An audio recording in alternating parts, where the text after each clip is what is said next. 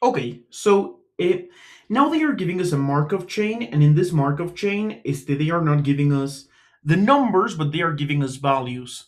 So this is a very symbolic question. This question is like we won't be using the calculator as strongly as we have been using it before, because in this problem we want to solve it like algebraically.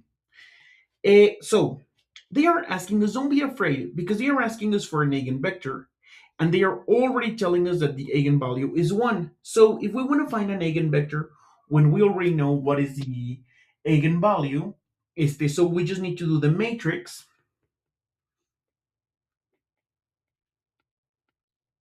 times the eigenvector that we want to find, xy, equals xy, no? As the eigenvalue is just 1. So from here, we can get two equations. O sea, you agree with me that, o sea, we just multiply this times this equals to this.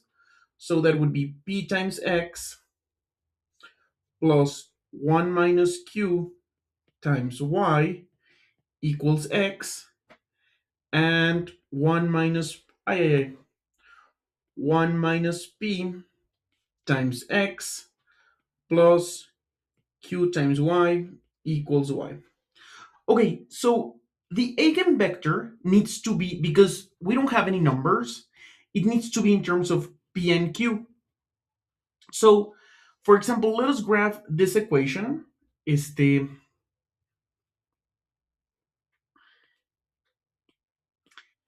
so let us grab this equation and we're gonna plug in. O sea, do you remember that usually we do this and we put it into the calculator, and the calculator asks us to put a value of C1? So because we cannot use the calculator anymore, to this equation, o sea, it could be to this equation or to the other one. So we plug in, for example, x equals 1, and let's see what happens. So if x equals 1, it would be p plus 1 minus q times y equals 1. So we solve for y, and it would be,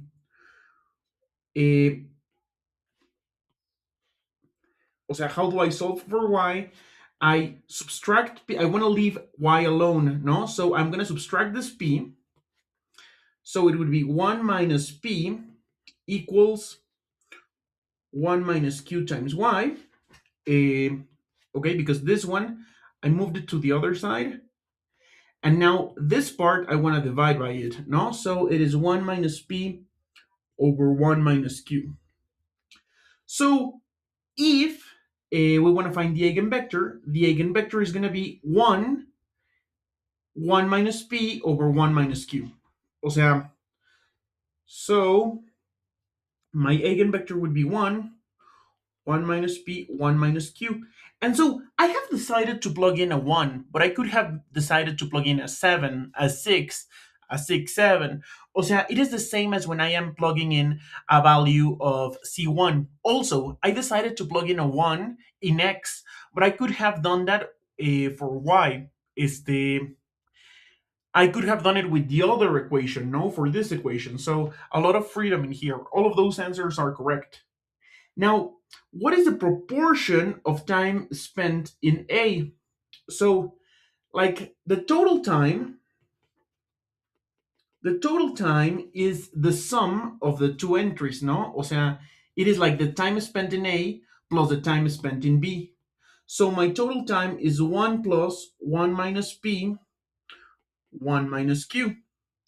And because you want the proportion, so it would be 1 over 1 plus 1 minus P over 1 minus Q. And here is where, so we usually never do this. Wait, let me check. This is a 2 mark. Um, this is enough. This is correct. So because this is the time spent in A,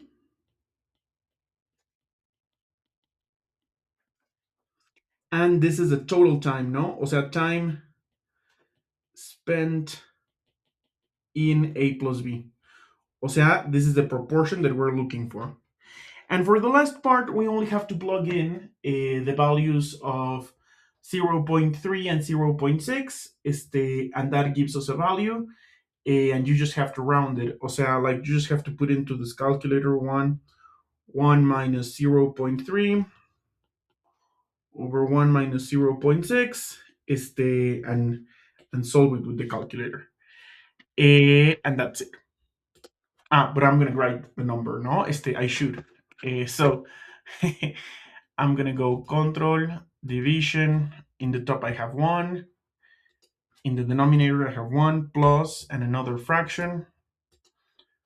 1 minus zero point 0.3 over 1 minus zero point 0.6. So my answer is 0.3636.